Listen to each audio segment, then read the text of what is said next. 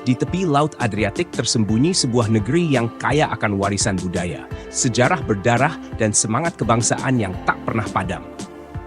Negeri itu bernama Kroasia. Sebuah bangsa kecil dengan sejarah panjang yang pernah berdiri sebagai kerajaan merdeka, dijajah oleh kekaisaran besar, terjebak dalam perang saudara, dan kini menjadi bagian dari Uni Eropa yang modern. Mari kita telusuri perjalanan bangsa Kroasia, dari zaman kuno hingga menjadi salah satu permata Eropa Tenggara.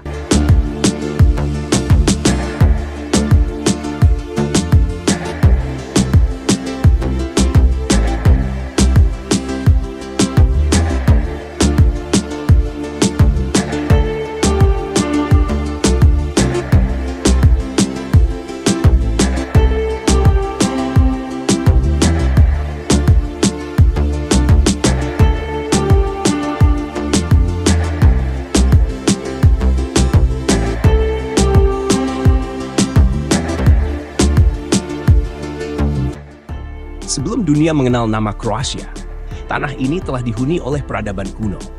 Sekitar 2000 tahun sebelum Masehi, suku Iliria dan Kelt tinggal di kawasan yang sekarang disebut dataran Pannonian dan pesisir Dalmatia.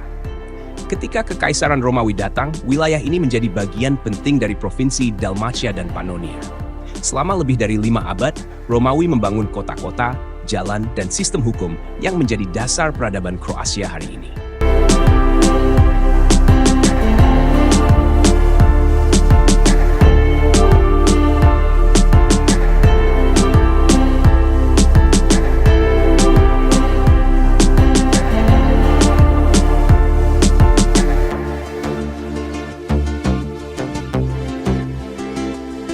Sekitar abad ke-7 Masehi, datanglah gelombang besar bangsa Slavia dari timur Laut Eropa.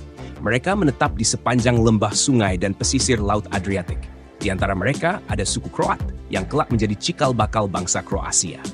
Bangsa ini membawa budaya, bahasa, dan sistem sosial yang akan membentuk identitas Kroasia selama berabad-abad. Mereka juga mulai memeluk agama Kristen, terutama setelah pengaruh dari Kekaisaran Bizantium dan Paus di Roma semakin kuat.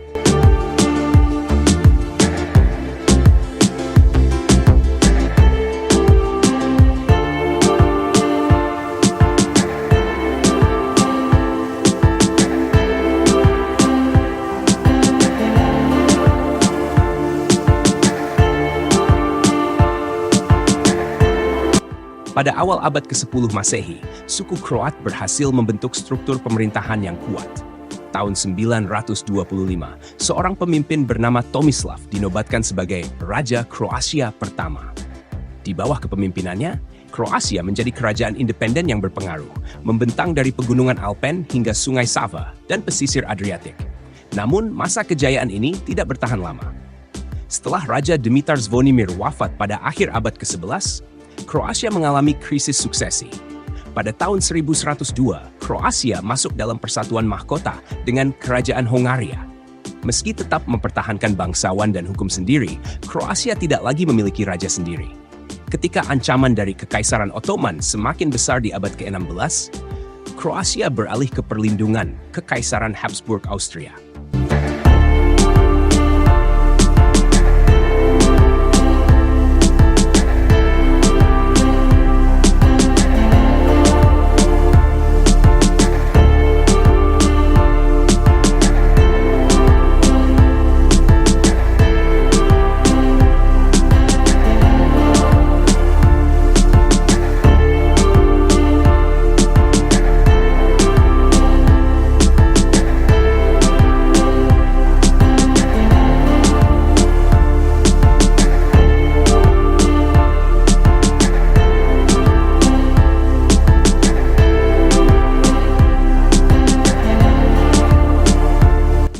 Selama berabad-abad, Kroasia terpecah.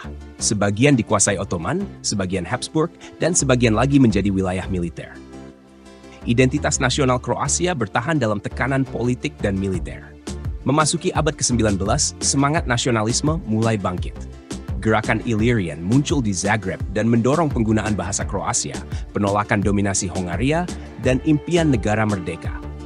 Namun, impian itu belum terwujud. Setelah Perang Dunia Pertama, Kekaisaran Austro-Hungaria runtuh. Kroasia lalu bergabung dengan Kerajaan Serbia, Kroasia, dan Slovenia yang kemudian menjadi Kerajaan Yugoslavia. Pada tahun 1941, Jerman Nazi menduduki Yugoslavia dan mendirikan negara merdeka Kroasia di bawah rezim fasis Ustaše. Di balik kemerdekaan palsu ini, terjadi kekejaman massal. Ribuan etnis Serbia, Yahudi, dan Roma menjadi korban. Setelah Jerman kalah, kekuasaan diambil alih oleh Partai Komunis di bawah pimpinan Josip Broz Tito. Kroasia menjadi salah satu republik dalam Yugoslavia sosialis.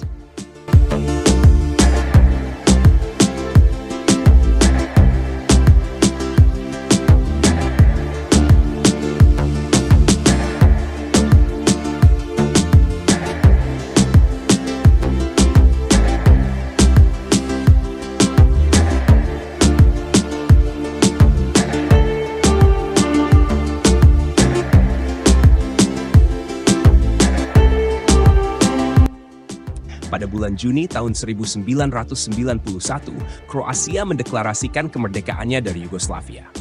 Namun, Serbia menolak pemisahan ini. Perang pun pecah. Rumah-rumah hancur, kota-kota dibombardir, dan ribuan nyawa melayang. Perang berlangsung selama 4 tahun. Pada akhirnya, Kroasia berhasil mempertahankan kemerdekaannya. Tanggal 5 Agustus tahun 1995 diperingati sebagai Hari Kemenangan dan Syukuran Tanah Air. Setelah perang, Kroasia mulai membangun ulang. Reformasi demokrasi dilakukan, ekonomi dibuka, dan pariwisata dikembangkan. Tahun 2013, Kroasia resmi menjadi anggota Uni Eropa. Kini, Kroasia dikenal sebagai negara yang aman, stabil, dan menarik perhatian dunia, terutama berkat keindahan pantainya, warisan sejarahnya, dan prestasi dalam dunia olahraga. Kroasia berhasil masuk final Piala Dunia pada tahun 2018 dan meraih peringkat ketiga pada tahun 2022. Pencapaian luar biasa dari negara dengan populasi kurang dari 5 juta jiwa.